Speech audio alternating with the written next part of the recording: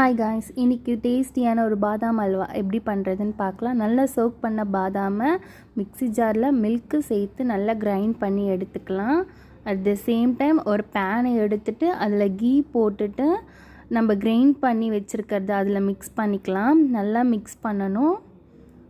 And then அதுக்கேற்ற மாதிரி சுகரை மிக்ஸ் பண்ணிங்கன்னா இன்னும் கொஞ்சம் லிக்விட் கன்சிஸ்டன்சி உங்களுக்கு வரும். அண்ட் தென் சாஃப்ரானையும் ஆட் பண்ணிக்கலாம்.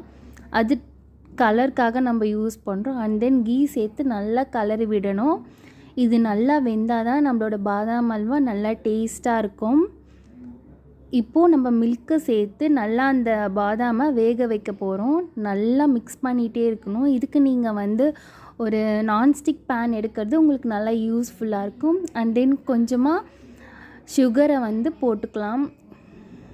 ஏன்னா இதுக்கு முன்னாடி நீங்கள் நிறைய சுகர் சேர்த்திங்கன்னா இது நல்லா இருக்காது. அதனால் டேஸ்ட் பார்த்துட்டு சேர்த்துக்கோங்க சுகரை. இது நல்லாவே இறுகும் போதெல்லாம் கொஞ்சம் நெய் போட்டு நம்ம நல்லா மிக்ஸ் பண்ணிகிட்டே வரலாம். நல்லா வெந்த பிறகு இதில் ஒரு பால் ஷேப் வரும். அதுதான் இதோட கன்சிஸ்டன்சி. அது நல்லா வெந்த மாதிரி நம்ம எடுத்துக்கலாம்.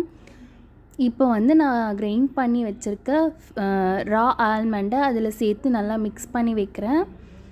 இப்போயே உங்களுக்கு நல்லாவே தெரியும் ஒரு பால் ஷேப் இப்போயே வருது. இன்னும் ஒரு 10 to 15 மினிட்ஸில் நம்மளோட பாதாம் ரெடி ஆகிடும்.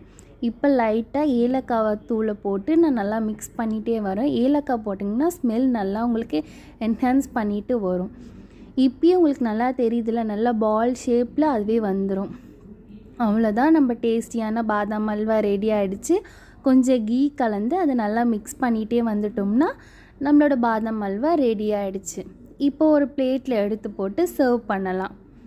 அவ்வளோதாங்க, நம்மளோட பாதாம் அல்வா ஈஸியாக ரெடி ஆகிடுச்சு. பாய்.